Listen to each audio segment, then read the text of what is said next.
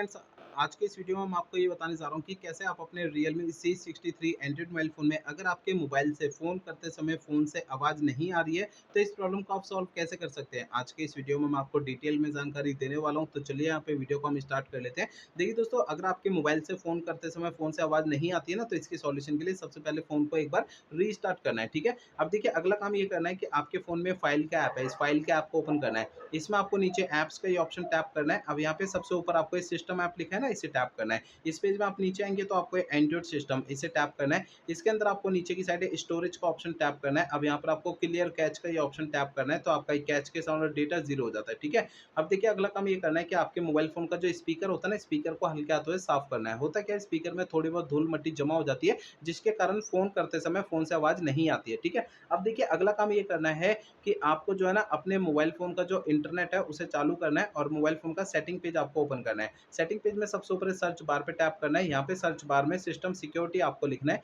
नीचे system security का ये ऑप्शन आता है, इसे टैप करना है। अब इस पेज में आपको नीचे सिस्टम सिक्योरिटी अपडेट का ये ऑप्शन टैप करना है। अब आपको जो है ना, इस वाले पेज पे कोई भी अपडेट का बटन या डाउनलोड इंस्टॉल अगर यहाँ पे लिखा हुआ दिखाई देता है, तो उसे आपको टैप करके फ़ोन का सॉफ्टवेयर अपडेट करना है, ठीक है।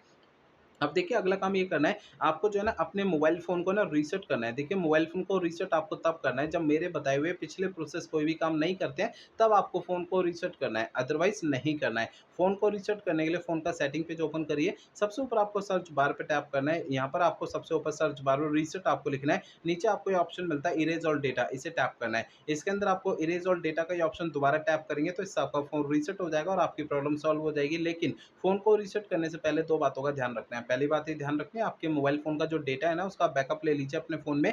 और दूसरी बात ये ध्यान रखनी है, आपके फ़ोन की जीमेल आईडी और उसका पासवर्ड आपको पहले से नोट करके रखना है। तो ये 2 काम पहले करने हैं, उसके बाद फ़ोन को रीसेट करना है, ठीक है? तो मेरे बताए हुए तरीकों से आपकी प्रॉब्लम जो है सॉल्व हो जाएगी, ठीक है ना?